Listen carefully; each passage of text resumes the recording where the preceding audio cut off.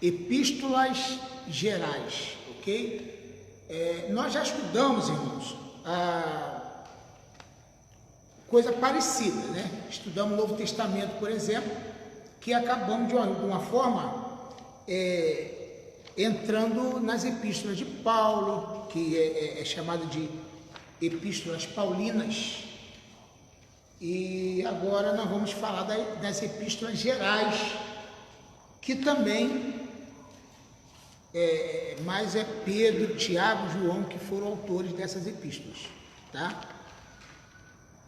As epístolas que têm nome, é assim, um destinatário, né? O que é epístola, né? A gente já sabe, nós somos estudantes de teologia, a gente não pode deixar de saber que epístola nada mais é do que uma carta, né? Epístola era a forma de se falar carta. Então, quando a gente fala carta, significa epístola. Quando a gente fala epístola, está se falando de cartas. Então, só para dar essa introdução aqui, as epístolas paulinas, geralmente ela tinha endereço, destinada a uma igreja ou um pastor. Por exemplo, aos romanos, aos efésios, aos gálatas, aos filipenses. Então foi destinada a uma igreja e não a um pastor propriamente dito. Agora, tem epístola de Paulo que foi endereçada para pessoas, por exemplo, para Tito, para Filemão, para Timóteo. Essas são epístolas também paulinas, mas endereçada direto para um pastor. Mas só que não é o caso nosso, nós vamos estudar as epístolas gerais. Eu queria que algum de vocês falasse rapidinho aqui para mim, quais são as epístolas gerais? Quais são as epístolas gerais? Fala para mim aí. Hebreus, Tiago, 1 e 2 Pedro, 1 e 2 João, e Judas, ok? Tá ok? Então tudo bem. Essas epístolas gerais, elas também são chamadas de epístolas universais. Em aulas passadas nós já falamos disso, né? Desses nomes. Lembra alguma coisa disso, Alex? Em geral. Se eu já citei que, por exemplo, as epístolas gerais também são chamadas de epístolas universais. E eu já falei em outra aula, que não é essa matéria, que epístolas universais, o significado desse nome são católicas. Quer dizer, o que é católico? Universal. Serve para qualquer pessoa, de qualquer época e de qualquer região. Elas não são epístolas endereçadas a um tipo de igreja que estavam passando algum tipo de problema. Essas epístolas gerais, ou epístolas universais, ou católicas, elas é para toda pessoa, todas as pessoas, tá bom? Então nós vamos conhecer melhor as epístolas e quais são os objetivos delas e por que elas foram escritas e o que estava acontecendo na época para que essas epístolas foram escritas, porque tudo tem um valor, um porquê. É a mesma coisa um pastor que vai pregar uma mensagem, vai trazer uma palavra. Geralmente nós que pregamos, nós buscamos de Deus uma direção na pregação de acordo com a necessidade que a igreja tem. Não tem muito esse negócio, tem de falar assim, eu vou falar o que Deus mandar, o que Deus me falar, o que Deus me tocar. Não, além da gente ter a inspiração de Deus falando com a gente, nós somos impulsionados em falar o que a igreja está precisando ouvir, tá certo? Então quando você for pregar, você não pode pregar uma mensagem baseando no que você quer falar, não. Você tem que pregar o que a igreja precisa. A gente tem que fazer isso como se fosse um alimento que a gente estivesse dando à nossa família. Você não dá para o teu filho o que ele quer comer, você dá para o teu filho o que ele precisa comer. Você não... pai, hoje eu quero almoçar biscoito recheado. Hoje eu quero que o meu almoço seja biscoito recheado. E no jantar também, você vai fazer isso? Feijão. Tem que dar feijão. Mas eu não quero feijão. Eu não quero legume, eu não quero fruta, eu quero biscoito, eu quero doce. Mas não pode. Então a igreja também não pode se alimentar do que ela quiser. Deu para entender o que eu estou falando? A igreja não pode se alimentar do que ela quer se alimentar. Eu já vi gente falando para mim assim. Tem gente que fala, olha, pastor, por que o senhor não leva a igreja para essa linha aqui, para esse ritmo, e começa a pregar nesse estilo? É o que o povo gosta. Quer dizer, eu estou me vendendo. Então, se você ficar falando o que o povo gosta de ouvir, dando o que ele quer comer, entendeu? Ele vai passar mal. Então, eu estou dando essa introdução para te mostrar que as epístolas gerais, elas foram escritas diante de uma necessidade que as igrejas, num sentido geral, estavam vivendo. Eu, só para fazer um comentário aqui, eu fiz um post no Facebook dizendo o seguinte, olha o que eu falei, gerou aí uns 100 e poucos comentários, quase 200. Alguém falou eu falei assim, a maioria das igrejas evangélicas não pregam o evangelho. Botei assim. Olha, mas teve gente que faltou pro lado do meu pescoço. Agora eu pergunto vocês que são alunos e olham a situação do evangelho hoje em dia. Todas as igrejas evangélicas pregam o evangelho? O que você acha? Você acha que elas pregam realmente o evangelho? Ou só são chamadas de igrejas evangélicas? São chamadas de igrejas evangélicas. São chamadas de igreja evangélica. A maioria não prega o evangelho. Sabe por quê? Porque o evangelho de verdade transforma, muda, restaura. É renúncia. O pastor e a igreja que prega o evangelho prega não o que a pessoa quer comer, mas prega o que ela quer ouvir. Prega o que ela não, prega o que ela precisa. É a mesma coisa você pegar o teu filho, nasceu 1 ano, e você toma biscoito recheado, toma biscoitinho, toma salgado, toma refrigerante, dá para ele, daqui a pouco o garoto está assim, ó. Cresceu, ficou grandão. Está inchado. Não tem saúde. Mas não tem saúde. Está inchado. Está inchado. Igual a igreja. Igual a igreja. Aí você fala assim, poxa, meu filho está bonito, olha só, que saúde, olha, grandão aí. Gordinho. Está gordinho. Gordinho é sinônimo de saúde? Não. Então, quer dizer, esse é o problema da visão das pessoas. Ele acha que igreja boa é igreja cheia. Verdade. Viu o conceito? Igreja boa, igreja que funciona, é igreja cheia. Na concepção da pessoa, se estiver vazia, tem alguma coisa errada. Até o pastor é visto de maus olhos.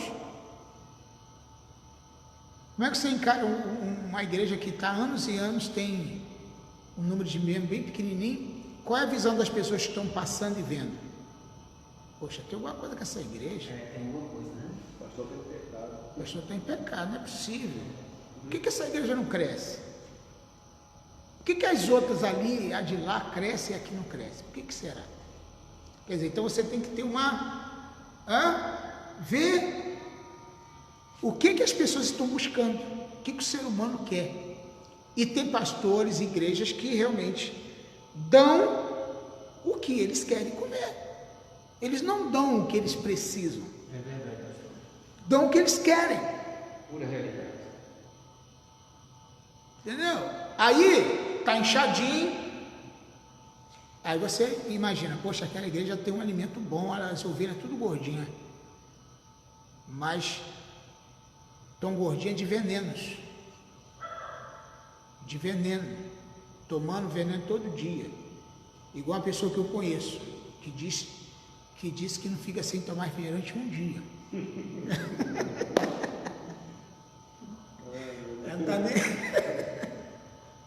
Ela não tá nem aqui hoje, né? Refrigerante. Refrigerante.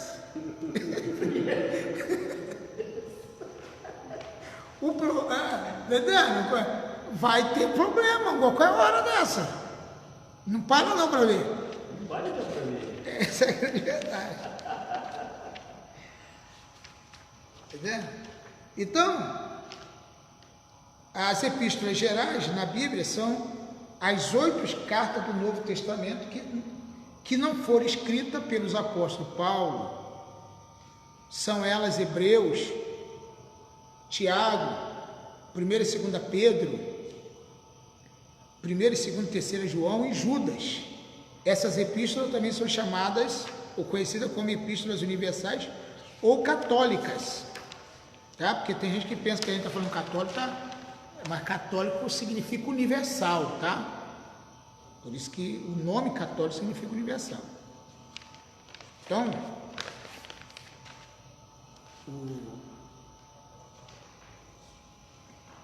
inicialmente a epístola aos Hebreus não foi contada entre as epístolas gerais, inicialmente. Porque se ela está destinada a uma igreja, não é geral, né? Mas o principal motivo era que acreditava-se que essa carta era uma das epístolas paulinas, inclusive a primeira em que Eusébio usou a designação epístolas gerais. Ela se referiu, ou ele se referiu a essas cartas como sendo 7 epístolas universais.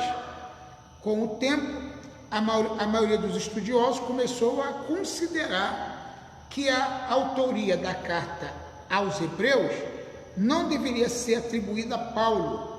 Dessa forma, a carta passou a ser contada por muitos como uma das epístolas gerais, tá bom? Porque ela entrou aqui como epístolas gerais, mas a gente sabe que ela está sendo endereçada a um grupo. Mas só que como a autoria dessa carta não tem prova que foi Paulo que escreveu, entendeu? Então ela foi conhecida ou chamada como epístolas universais. Eu gosto de dizer que foi Paulo que escreveu Hebreus. Se vocês. Parece com Paulo, não parece? Mas parece por causa do estilo, né? Da forma, mas é claro que tem gente mais aprofundada do que nós, do que eu, por exemplo, que já chegou à conclusão que não foi Paulo que escreveu. Mas eu continuo até que me prove o contrário. Mas não foi Paulo quem foi. Hã? Não foi Paulo quem foi. É, quem foi então? Né? Não tem autoria. Então vamos lá. Por que epístolas gerais, gente?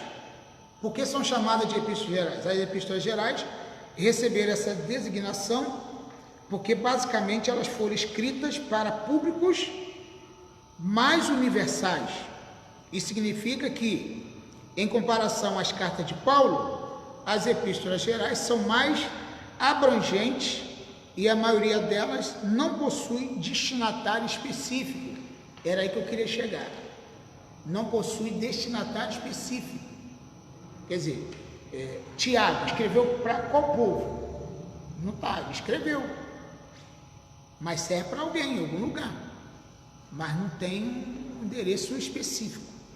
Aliás, isso ajuda a gente a entender a doutrina bíblica.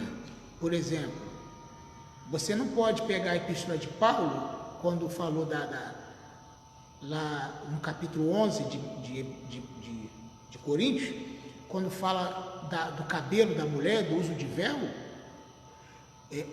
você não pode dizer que aquilo que Paulo escreveu para Coríntios, naquela hora e naquela forma, daquela maneira, vale para todas as igrejas, para todos os locais. Tem que ver a cultura da época e por que ele disse isso para a igreja de Corinto. Está escrito especificamente. Então, não tem muito a ver com as outras igrejas. Mas para Corinto, Paulo veio pesado, falou sobre coisa, por causa da cultura, da questão do véu, da questão do cabelo comprido, da questão de tanta coisa que tinha naquela região, que ele tinha que falar daquela forma. Agora, o problema é que as igrejas de hoje querem trazer para nossos dias o que foi endereçado direto para um grupo. Vamos supor, eu mando uma carta para o Geraldo. Geraldo, você tem que fazer assim, assim, assim, porque você tal. Aí, essa carta que eu mandei para você, só serve para você, não serve para o Alex. Não serve para o Luiz. Mas o que as pessoas fazem? Acham que aquilo que serve para um tem que servir para todo mundo. Então, vamos supor, o que o uso e costume faz? Fazer com que o que eu adotei para mim, eu quero que todo mundo faça, igual eu faço, mas aquilo não foi para mim, né? Então tem gente que ele tem algum pouco tempo atrás, nas igrejas, por exemplo, nossa igreja tem 20 anos aqui, eu estou pela segunda vez na minha vida toda usando barbas, por exemplo. Vou dar um exemplo aqui, segunda vez. A primeira vez que eu usei, eu fiquei 6 meses de barba, não era branca ainda, né? E eu fiz um propósito com Deus, particular, eu e Deus. Não está em nenhum lugar da Bíblia que ordena eu usar barba. Não tem lugar nenhum de tem que ser. Eu fiz um propósito com Deus, individual, e usei e não cortei. Eu falei, eu vou ficar 6 meses sem usar barba, até que Deus me responda num algo, numa coisa que eu quero. Mas eu pregava em várias igrejas, principalmente nas igrejas que eu era oriundo, da Assembleia de Deus. Você sabe que nesses 6 meses, eu nunca mais fui convidado para pregar nas igrejas? Porque qual a ideia, a imaginação das pessoas quando me via assim? Que eu estava desviado, né? Que eu não era mais crente. Quer dizer, fizeram vários tipos de comentário, mas o propósito era ser mais crente ainda, né? Eu queria fazer um propósito com Deus. Então, o que eu estou falando? Eu era da Assembleia de Deus, muitos anos atrás. Minha igreja amada, que eu gosto, que eu nasci, que eu me converti. Então, na época era moda nas Assembleias de Deus, moda assim que eu digo, a maioria dos homens usavam bigode, assim quando eu me converti. Todo homem praticamente tinha bigode. Era muito raro você ver um homem, há 35 anos atrás, sem bigode. A Deus e amor não podia nem bigode, né? Não sei quem lembra disso, tinha que ser rosto lisinho. E então tinha que ter bigode, podia, mas se deixasse crescer o calvanhaque aqui, já não podia, mas o bigode podia. Então era uma coisa meio estranha. Por que o cavanhaque não pode e o bigode pode? É porque o cavanhaque não é cabelo. Então, engraçado, porque tudo nasce no rosto. Meu Deus. Quer dizer, então são coisas que... Então, tem época, tem região, tem locais que aquilo é bem aceito.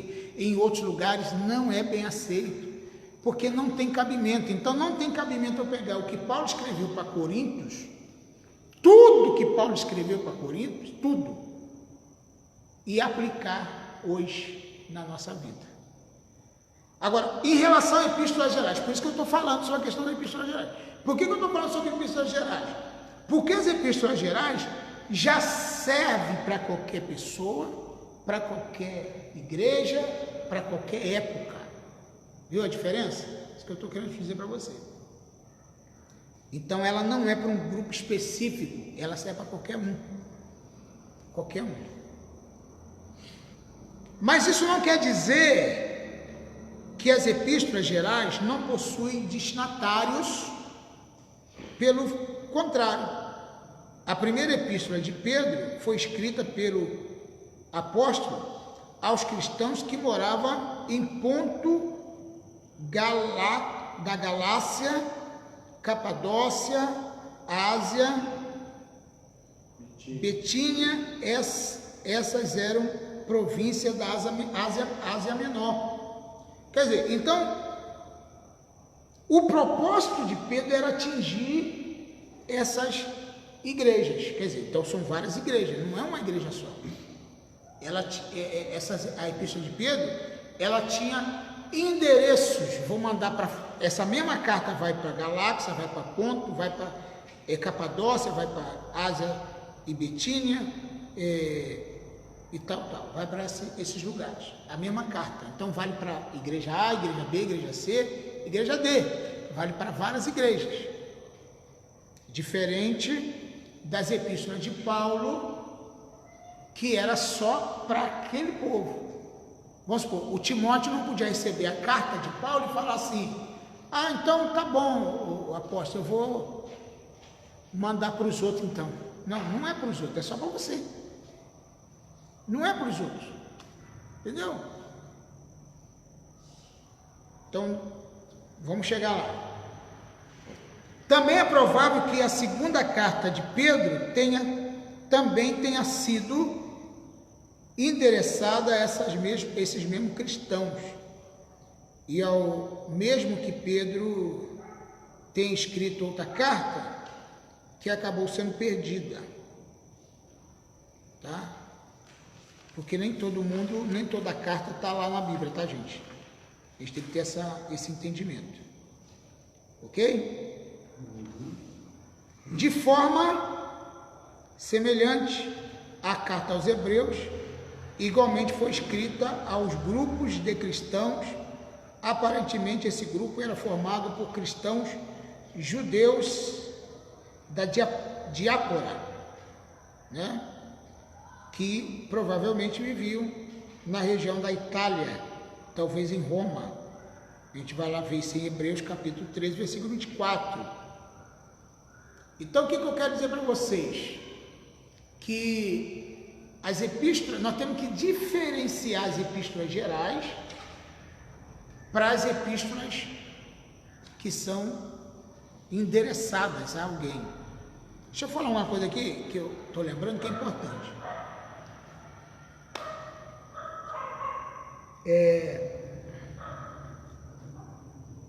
As passagens do Novo Testamento,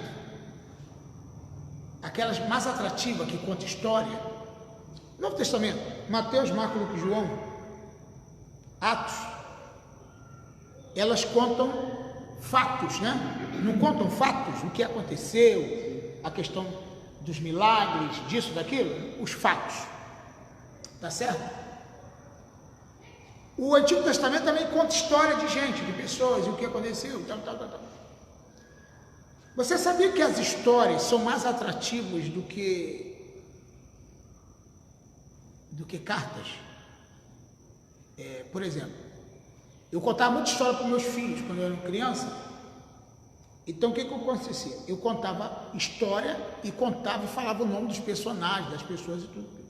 Isso fazia eles ficarem fascinados com a história que eu contava, e toda noite eu tinha que contar uma história nova para eles, ou então até que repetisse a mesma história, mas eles não dormiam sem eu contar uma história. Hoje, a igreja, os cristãos, eles são também atraídos por história e não por ensinos. Então, deixa eu te falar uma coisa. Não se atraia por histórias. Aliás, o apóstolo Paulo fala em Hebreus que ele fala sobre isso, para deixar essas coisas.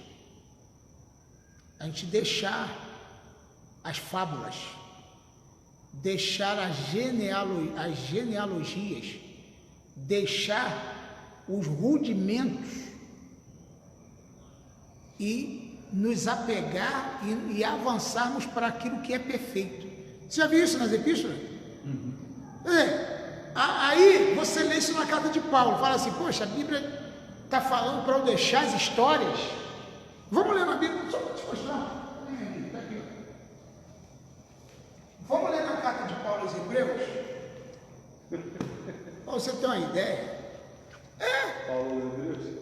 Aliás, porque eu falo sempre que é Paulo, né? Perdão. Mas é o que eu acho, né? Não estou obrigando ninguém a acreditar nisso, né? Eu não vou fazer apologia que Paulo escreveu em hebreu, vou bater na terra. Não, foi Paulo e tal. Eu acho que foi, tá, gente? O Alex pegou legal já a questão aí.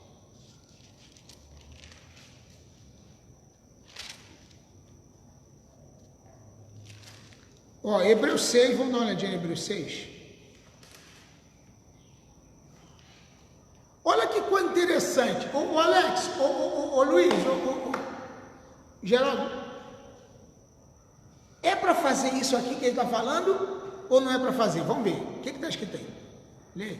Portanto, deixemos os ensinos elementares a respeito de Cristo e avancemos para a maturidade, sem lançar novamente o fundamento do arrependimento de atos que conduzem à morte da fé em Deus, da instrução a respeito do batismo, da imposição de mãos, da ressurreição dos mortos e do juízo eterno.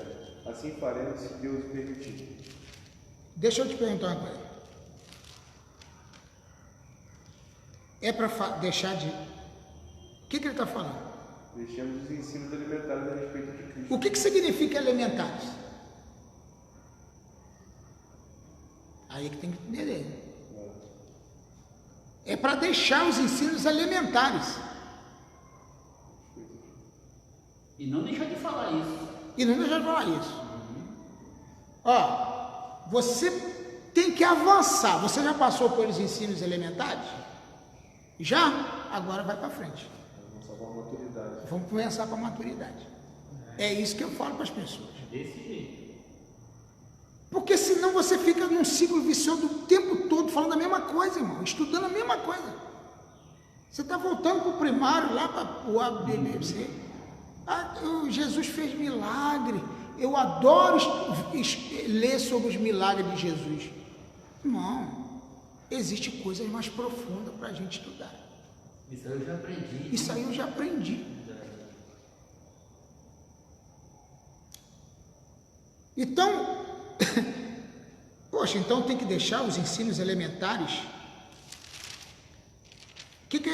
Veja para mim, vamos ver, eu vou mostrar para você.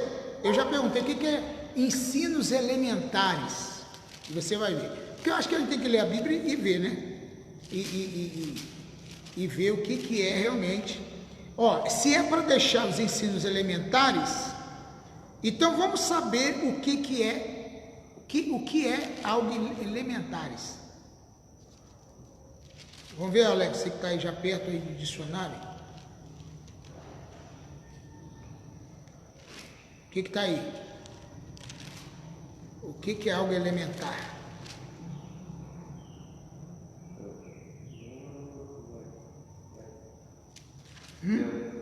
Na generalidade das jurisdições escolares, a educação alimentar constitui o primeiro estágio da escolaridade obrigatória, com uma duração de 5 anos. A educação alimentar constitui o primeiro estágio da... Quanto tempo você está na igreja? Fala para mim. Assim. 18. 18 anos. Você está quanto tempo, Luiz? Uns 15, mais ou menos. Uns 15? Já você está...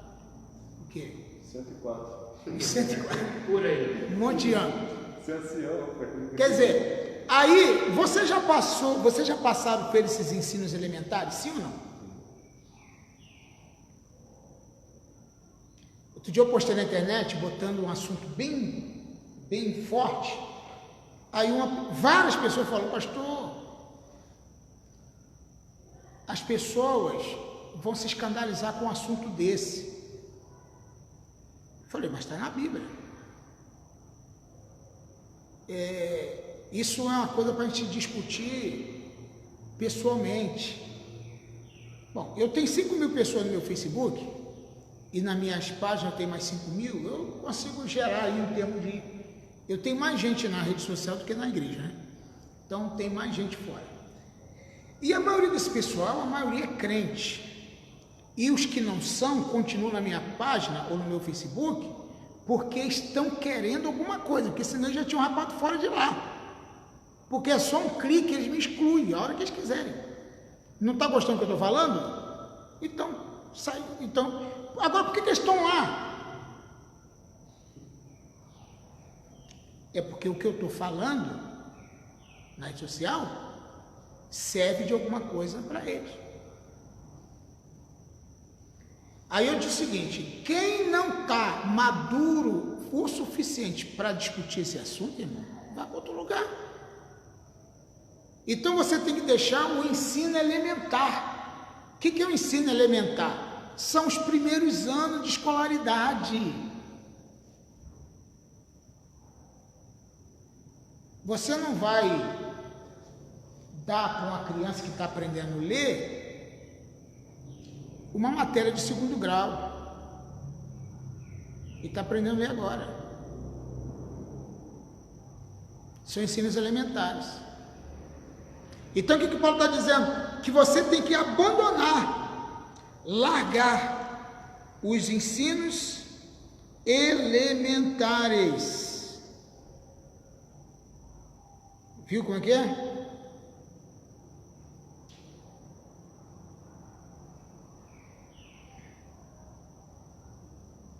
Tem um texto aqui que eu queria ler com você.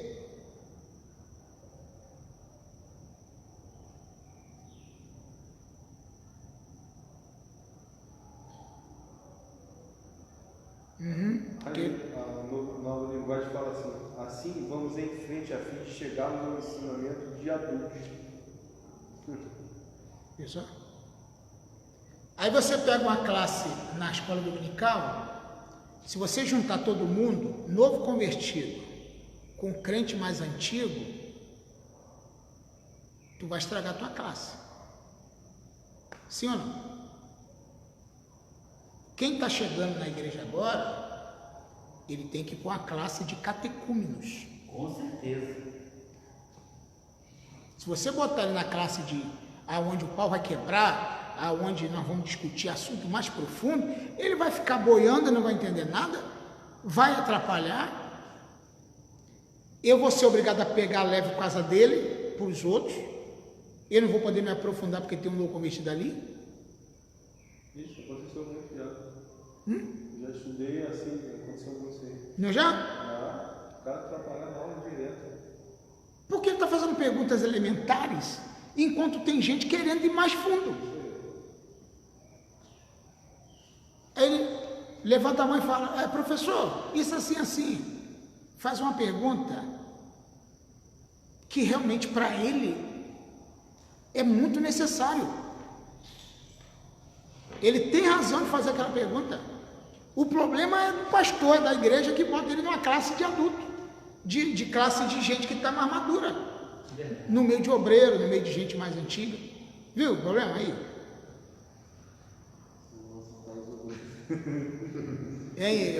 Acontece isso nas igrejas? Fala a verdade. Muito. Hã? Com certeza. A culpa às vezes é o espaço, só tem aquele espaçozinho pequenininho. Mas sabe por quê que nós erramos nisso? Porque a gente não sabe reunir com um grupo pequeno. A gente quer multidão. Porque se fosse assim, ó, o espaço é pequeno, não é pequeno? O espaço é pequeno? Então, ó, grupo tal de tal hora, grupo tal de tal hora, grupo tal de tal hora, no mesmo espaço. O espaço agora tá ficando bom lá. Tá ficando bom, né? Lá tá. Mas grupo tal de tal hora, grupo tal. 1 hora de aula. Para os novos convertidos, pode ir embora. Tchau. Agora, classe só dos obreiros, vem pra cá. Então, tem alguns obreiros que precisam ficar com os novos convertidos também. Infelizmente, mas aí eu... Tem que aprender os ensinos elementares ainda. Exato. Eu vou ter que ir pra classe de Então, Você não é bolinão, não? então, existe, infelizmente existe. Aliás, Paulo falou aqui em Timóteo, eu estou procurando aqui, para não dar ouvidos às fábulas. Quando ele falou isso, me ajuda aí a procurar aí. Paulo falou em Timóteo isso aí. para Timóteo, ele falou, ó, não dê ouvidos às fábulas, ou seja, o que são fábulas?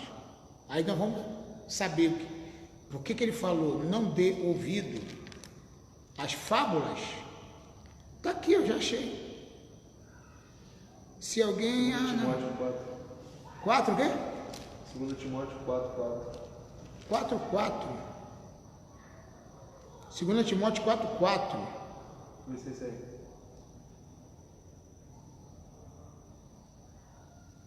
Não, é Tito que fala. Tito fala. Tito 1:14. Não dando ouvido a fábulas judaicas, nem a mandamentos de homens. Aí no 2 Timóteo 4:4, tais pessoas se recusarão a dar ouvidos à verdade, voltando-se para os mitos. Exatamente, voltando para os mitos. Que mitos? No caso Mitos é o quê?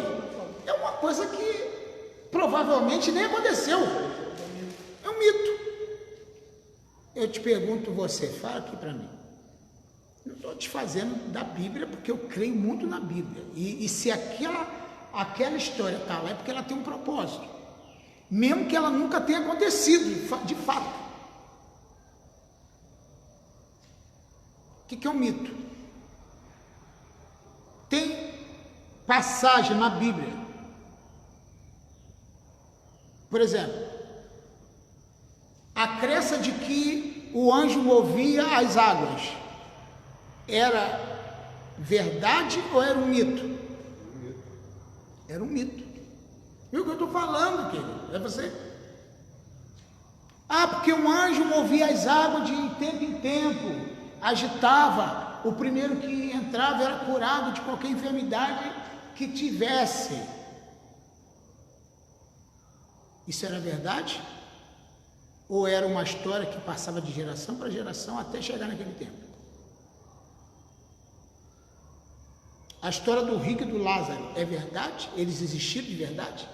O rico é uma pessoa mesmo? O Lázaro, o mendigo, era uma pessoa de verdade? Ou era somente uma história que Jesus contou? Viu que você tem que saber o que é mito, o que é verdade, o que é fábula? Aí o que Paulo está falando? O 4:4 de Tito, né? Você falou? Não, Tito é 1:14. Ah, Tito 1:14. Timóteo é 2 Timóteo 4:4. Tito 1:14 diz o seguinte, na versão NVI diz o quê? Olha que coisa impactante. Versículo 14. E não dê atenção às lendas judaicas, nem mandamento de homens que rejeitam a verdade. Tá lenda judaica aí, ou fábulas? Tá, fábulas judaicas. Fábulas judaicas. A pergunta que eu quero fazer para você é o seguinte: no Antigo Testamento tem fábula judaica? Sim ou não? Vou perguntar de novo. Claro que tem. Agora, essas fábulas estão ali para quê? Para mostrar uma verdade. Elas não estão na Bíblia por acaso, está ali por um propósito. Amém, tudo bem. Mas a pergunta que eu faço é o seguinte: aquilo aconteceu de verdade ou foi só uma história? Por exemplo, a questão do livro de Jó, da história de Jó. Quem garante que aquela história é verdade? Então, eu estudo que ele é neto de Jacó. Um dos filhos de Jacó? Neto. Um dos netos de Jacó? Um dos filhos, esqueci o nome do filho dele. Mas foi só estudo, mas na internet não. Cada um fala uma coisa. Não. É muito improvável. Porque se você for olhar o contexto histórico e o que existia naquela época, e como era o local que Jó vivia, não era o mesmo local que Jacó, Isaac, Abraão viveu. Ele viveu em outro lugar. E pelo que parece, o Jó viveu antes ainda do próprio Abraão, tá? Antes ainda, pelo que parece, não estou afirmando. Pelo que parece ele mesmo. Pelo que parece. Agora, O que eu pergunto é o seguinte: a maioria dos estudiosos da Bíblia afirmam categoricamente: a história de Jó é uma parábola. Eu não vou te dizer aqui que eu vou garantir isso agora para vocês, mas na verdade, na verdade que eu digo é, provavelmente Jó, vou dizer assim, esse personagem nunca existiu. Agora, a questão é o seguinte: quando a gente chega aqui na sala de aula para estudar teologia, nós temos que ser maduros o suficiente para ouvir isso. Eu não estou dizendo para você descrer no livro de Jó. Eu estou dizendo que existe uma grande possibilidade. E Paulo chama essas histórias, não estou dizendo que é só a história de Jó, mas muitas histórias, ele chama isso de fábulas. Chama de mais o quê?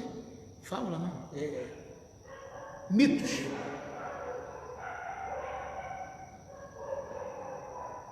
Então o que acontece? O que é uma fábula? Aí o que Paulo fala? Aí é o que eu quero falar, voltar em Hebreus para você ter essa ideia. Hebreus 6. Deixemos os ensinamentos elementares dos ensinamentos de Cristo.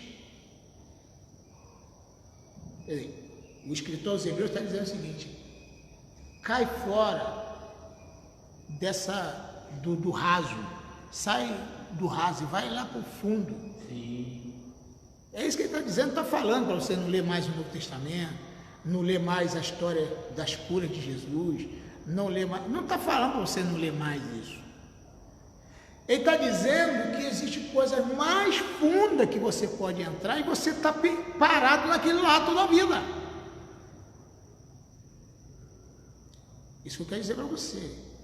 Você não pode ficar parado em ensinos elementares, você tem que aprofundar. Sim ou não? Isso que eu quero falar para vocês.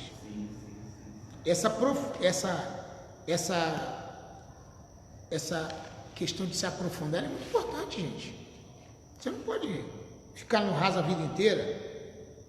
Tá ok? Amém? As cartas de João também tiveram seus respectivos destinatários. A identidade dos destinatários de 1 João é desconhecida, embora pareça ter sido um grupo de cristãos que mantinham um relacionamento próximo com o apóstolo. Quer dizer, aí o apóstolo falava para esse grupo, esse tipo de pessoas. E tinha gente que ele escrevia especificamente para uma pessoa. Por exemplo, o apóstolo João tem uma epístola, eu acho que é 1 João mesmo, capítulo 1 João, acho que é 2 João que ele fala para Gaio, um presbítero. Quer dizer, olha o que ele fala para esse cara, João, vamos dar uma olhadinha aí. Olha o que ele fala para uma pessoa só. Aí você fala assim, não é universal, por que ele está falando só para esse? Dentro da carta,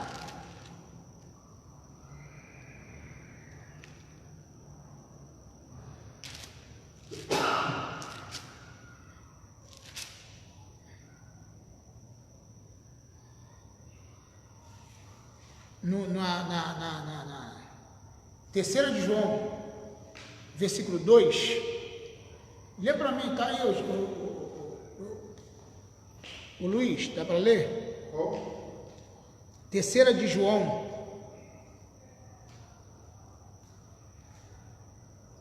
versículo 2, 3 de João, versículo 2, vamos lá? Pode ler? Pode. Amado, oro para que você tenha boa saúde e tudo corra bem, assim como faz bem a sua alma.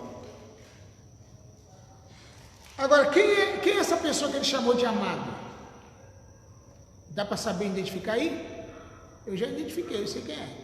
Quem é? Quem que ele chamou de amado, Luiz? Foi para várias pessoas ou para uma pessoa só? Que está no singular, né? Em primeiro lugar, a gente tem que saber isso. Então era uma pessoa. Quem era essa pessoa? É só ler o versículo primeiro, está lá escrito.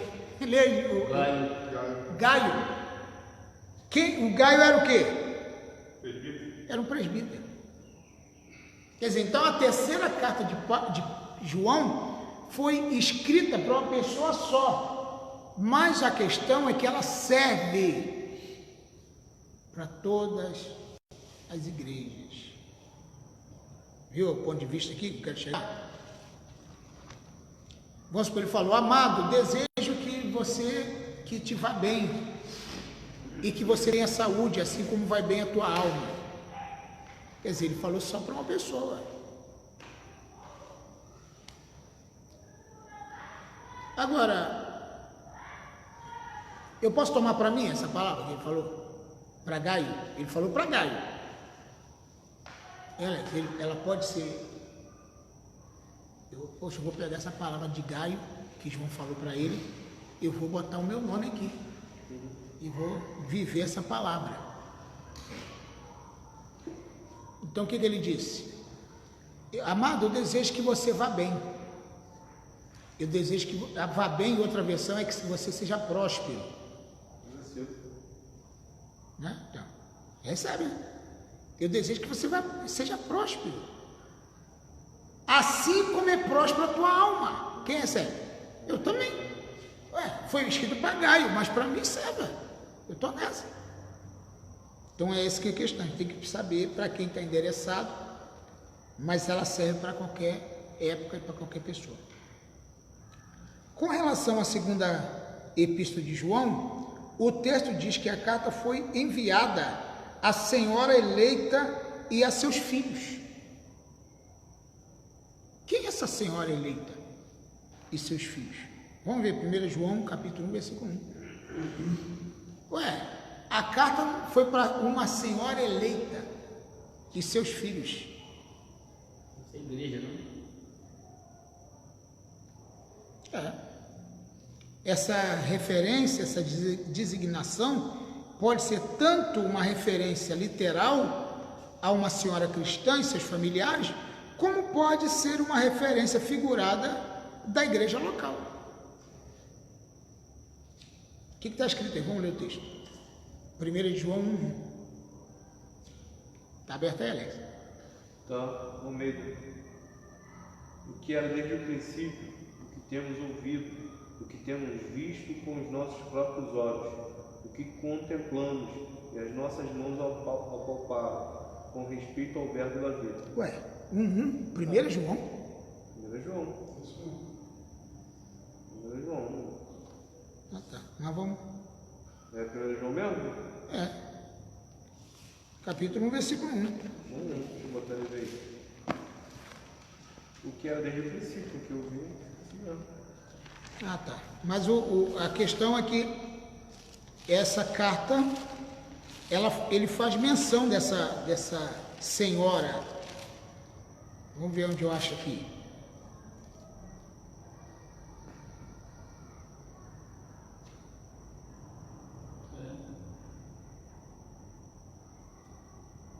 O que desde o princípio, o que ouvimos, o que vimos com nossos olhos e que contemplamos e as nossas mãos apalparam, isso proclamamos a respeito da palavra da vida. Tal. É a segunda, pastor? Hã? É a primeira ou a segunda, João? É 2 João? Esse não é. Será que eu errei aqui, rapaz? É 2 João. Por que na referência é a primeira, né? Isso, é a primeira. Mas é 2 João. Obrigado aí, Luiz. 2 João. Está escrito o que aí? A senhora eleita e a seus filhos, a quem amo de verdade. E não apenas eu os amo, mas também todos os que conhecem a verdade. Quer dizer, será que era uma pessoa? Essa senhora eleita? Ou era a igreja? Dá mais a entender que era uma pessoa, né? Seus filhos. Dá a entender que era uma pessoa mesmo.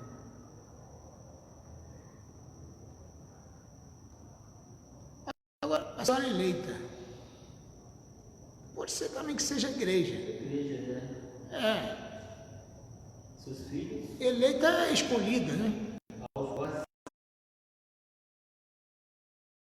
não somente mas também todos os que têm conhecido a verdade. Viu que coisa interessante? Quer dizer, então você tem que ter as epístolas gerais e ter esse conhecimento pelo menos básico, né? De quem que está falando. Por que que elas são gerais? É porque elas servem para outros lugares ou para outras igrejas. Ela não foi especificamente para aquela igreja, igual a de Paulo. Tá certo? Então é isso que a gente tem que ter esse entendimento. Tá bom, gente? Vamos fazer um pequeno intervalo para a gente fazer aquele lanchinho. Depois a gente volta. Ok? Ok, né? Fazer esse lanchinho. Pessoal que está assistindo aí, daqui a pouco eu volto, daqui a 10 minutos.